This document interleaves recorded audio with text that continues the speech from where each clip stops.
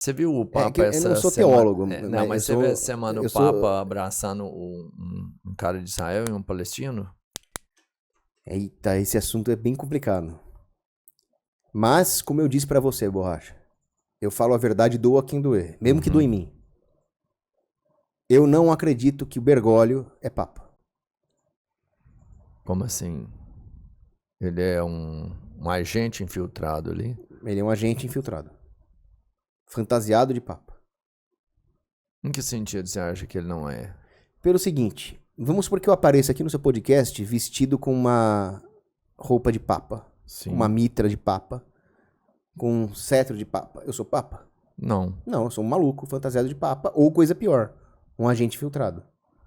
Então o fato dele se dizer papa não significa que ele é papa. Porque para uma pessoa ser papa, ela tem que cumprir algumas condições. Primeiro, ele tem que ser homem. Todo papa é homem. Ele tem que ser ordenado padre. Então um leigo não pode ser papa, ele tem que ser um sacerdote da igreja. Ele tem que ser bispo de Roma. E ele tem que ser católico. Não existe papa que não seja católico. Sim.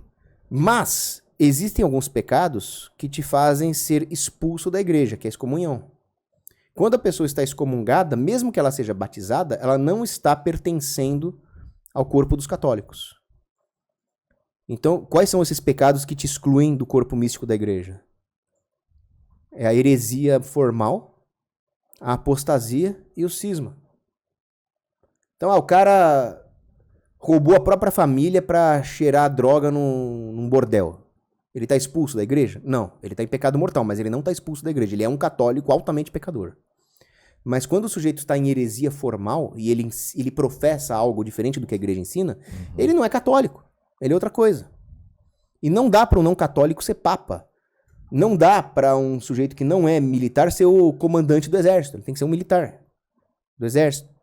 Então, quando o Bergoglio professa heresias formais, significa que, primeiro, que ele não poderia ser papa, e segundo, mesmo se ele fosse, ele perderia imediatamente o vínculo espiritual do cargo.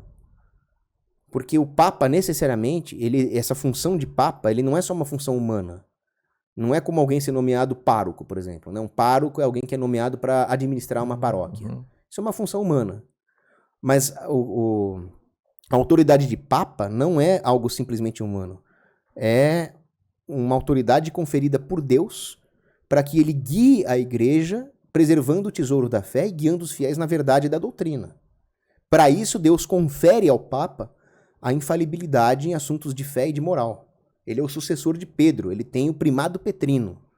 Um herege formal não pode ser papa. E se ele comete uma heresia formal, isso é a prova de que ele não é papa. O Bergoglio cometeu várias heresias formais. Ele já defendeu o socialismo, que é condenado pela igreja. Ele já defendeu que todas as religiões salvam e são igualmente virtuosas. Ele já defendeu que todos somos Cristos, o que não é verdade, só Cristo é Cristo. Ele quis abolir a pena de morte, que é um dogma da Igreja Católica também. Ele já defendeu que a pessoa pode se salvar sem professar a doutrina simplesmente por fazer boas ações, que é salvação pelas obras sem fé, isso não existe. E não? Não existe salvação só pela fé, mas também não existe salvação só pelas obras.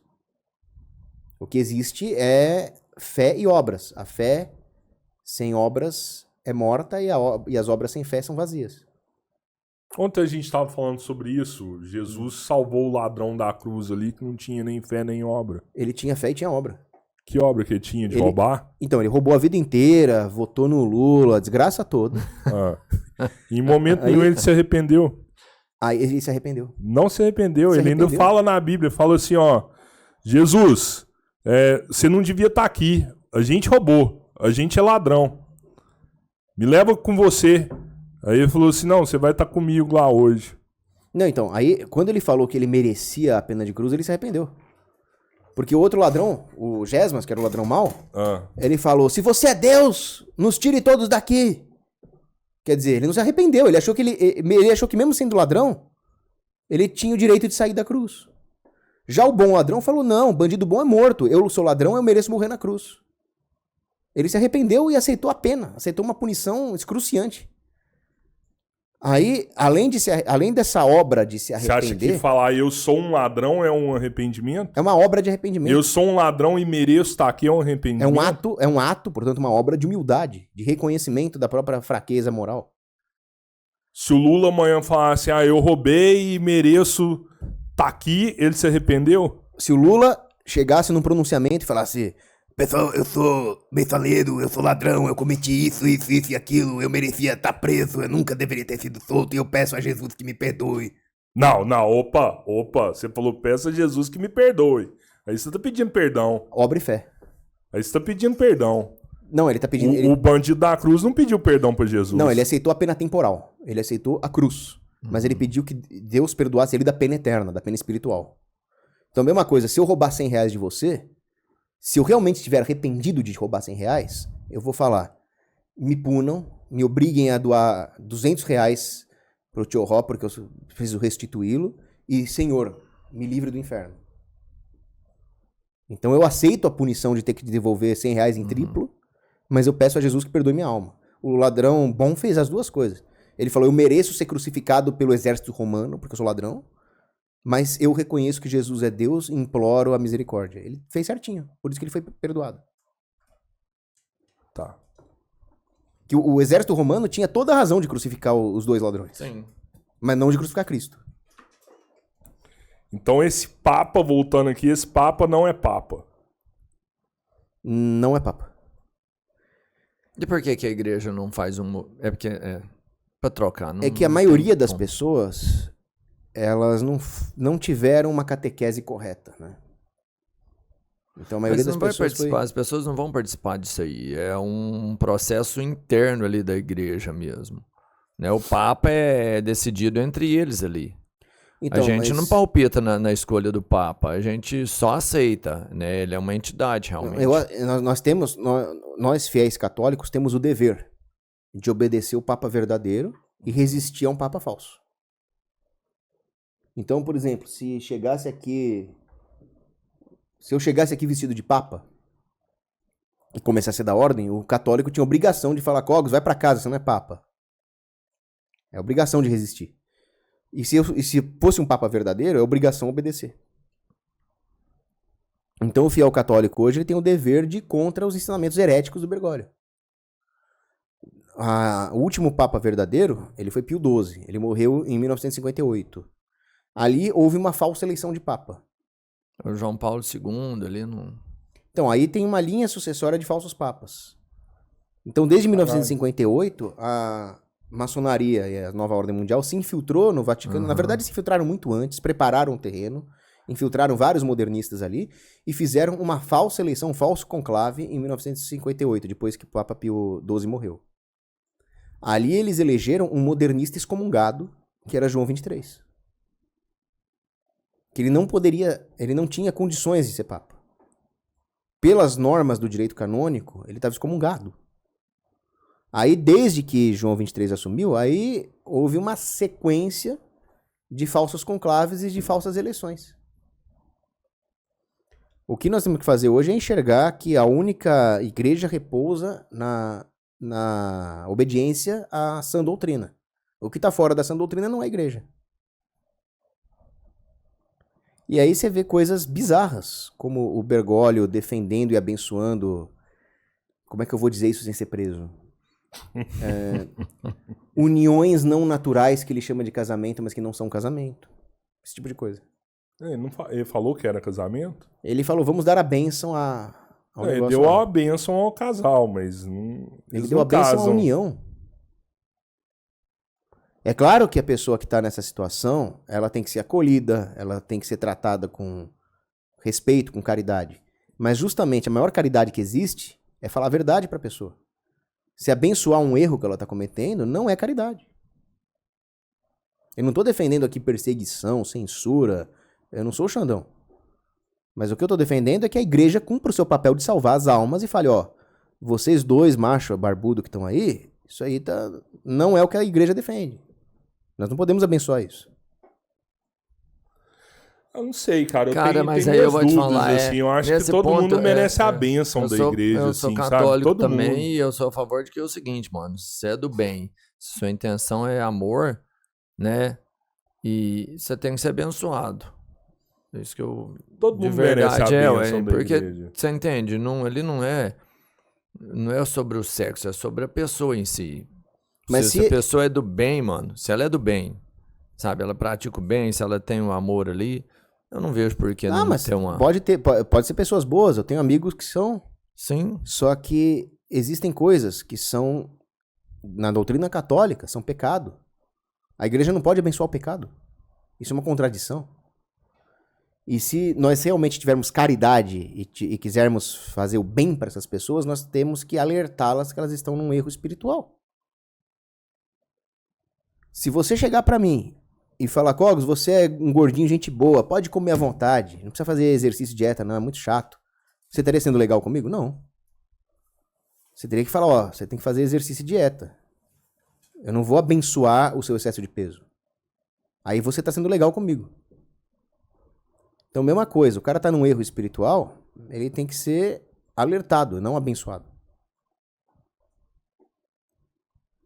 Ele tem que ser abençoado individualmente. Agora, não o que o Bergoglio queria fazer é abençoar a união pecaminosa. Ele queria dar comunhão pra gente que vive em segundas núpcias cometendo adultério? Isso não é uma coisa que um papa faria? A igreja ela tem se modificado aí no falar. Você não acha que é passar dos anos, né? Que haja uma adaptação, até porque o mundo é outro, cara. Senão ela acaba também, né? Se a igreja não se adaptar, ela acaba, cara. Se ela se adaptar, ela acaba. Se ela adaptar, ela acaba? Tem um santo chamado São Bruno, que ele falava, o mundo gira e a cruz fica. Era mundus... Eu não lembro como é que ele falou. Mas a crux fica. Então a igreja... Pô, mas você acha que a igreja tem que ser a mesma da Idade Média ali, velho? Sim. A igreja... A mesma da Idade Média? Igualzinha, com Inquisição, com Cruzada, tudo bonitinho. Caralho, vão matar as bruxas aí... Não, mas quem matava a bruxa não era a igreja católica. Quem matava as bruxas eram os puritanos do século XVII ali. Não era mais a igreja católica da Idade Média, século XIII, XII, XI. A igreja não tem sangue na mão. Não, a igreja ela fez o que ela tinha que fazer. Existe muita guerra praticada pelos católicos, mas que tiveram que ser travadas, eram guerras justas. As cruzadas, por exemplo, eram guerras justas.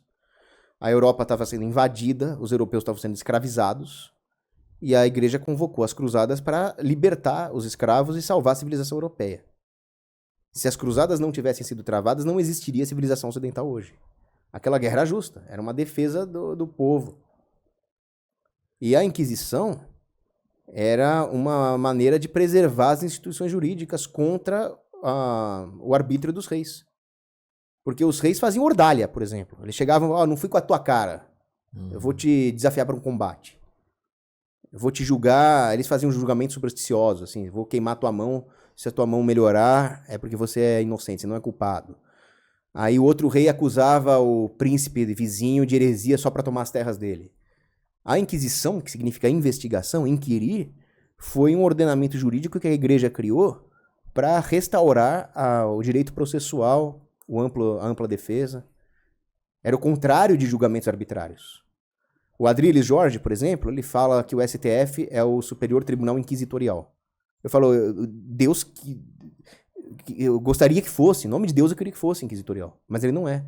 Ele é arbitrário, ele é totalitário, ele é autoritário. A Inquisição, essa sim defendia o direito processual. A Inquisição tinha ampla. E a Inquisição, ela não tinha como objetivo sair matando os hereges. O principal objetivo da Inquisição era a conversão dos hereges. Se o sujeito fosse obstinado, fraudulento e começasse realmente a pregar revolução e desordem, como último recurso, a Inquisição entregava o sujeito para o poder temporal dos reis e os reis passavam o cara na fogueira. Mas era o último recurso. Pense igual a mim, porque se você não pensar igual a mim, já era. Não era pensar igual a mim, era só não cometer fraude. Era Gengis Khan, assim, meu morro. Você não, não tinha muita opção de não unir ali. Não, por exemplo... Se a igreja voltar a ser o que ela era na Idade Média, mano, vai acontecer a Terceira Guerra Mundial, mano. Não, a igreja dava liberdade para os judeus que eram comerciantes, dava liberdade para o sujeito ser ateu. Tinha muita gente que praticava os antigos cultos pagãos. O que a igreja não dava liberdade era o sujeito se dizer católico e pregar doutrinas não católicas. Então, o que é isso? Isso é uma fraude espiritual. Aí não. Então, ou o cara é católico ou o cara não é católico. Pode não ser católico. Agora, o cara se dizer católico e pregar falsas doutrinas, a igreja não deixava mesmo. E você acha que a religião católica é a única que salva? Sim. Quem não for católico tá condenado. Não é que quem não for católico tá condenado. Você vê, por exemplo, um índio pré-colombiano, ele pode ser salvo se ele seguisse a lei natural, por exemplo, né? Ou uma pessoa que não é católica, pode ser que ela se converta no último momento. Não dá para afirmar nada, só Deus vai dizer se a pessoa foi salva ou não. O que nós podemos afirmar é que a única religião capaz de salvar mesmo é a Igreja Católica. O sujeito que não é católico morre e vai ser salvo, ele vai ser salvo porque ele se converteu no último segundo de vida, ou por mérito da própria Igreja Católica. Caralho. Mas e o cara que tem, vamos pensar, ele não é da Igreja Católica, mas ele tem atos, ele pratica a bondade e ele tem fé. Então, é possível que Deus conceda a ele no último minuto de vida a graça de aceitar a verdadeira fé. Né? Porque ele não seguiu a doutrina, mas ele acreditou. Então, ele teve fé e ele teve ações, né, que são compatíveis com a doutrina, mesmo não sendo um cara que leu a Bíblia, por exemplo. Então, aí não dá pra saber. Não tem como saber. O que eu te garanto é que o caminho que vai te garantir a salvação é seguir a fé católica. Se a pessoa não seguir, ela vai depender de uma misericórdia especial de Deus. Eu não arriscaria. Mas também não posso afirmar, eu também não posso me colocar no lugar de Deus e falar, você está condenado. Não vou fazer isso. Você é um templário. O meu pai, por exemplo, é uma das melhores pessoas que eu conheço. E ele é uma mistura de judeu com espinosista, sabe? Ele é um judeu que não segue a risco o judaísmo, ele acredita mais naquela coisa do Deus de Spinoza, que Einstein falava, que tudo de alguma forma faz parte de um único Deus, né? Que é uma doutrina filosoficamente falha. Mas o meu pai é objetivamente uma pessoa boa. Eu rezo por ele. Ajuda, né? É o que eu posso fazer. Agora, eu também não vou mentir. Se você quiser realmente ter um caminho seguro da salvação, é a verdadeira fé católica. Cara, isso é muito cruel, velho. Isso é foda. Você tá falando, tipo assim, o cara que é espírita, o cara que é do candomblé, o cara que é protestante, do muçulmano, o povo então, tá tudo ferrado. O que nós podemos fazer pelos protestantes, pelos candomblé e tal, é rezar muito por eles. Pra Deus ter misericórdia. E tentar ser boas pessoas para mostrar um exemplo para eles, né? Para atraí-los, né? Evangelizar pelos atos, né?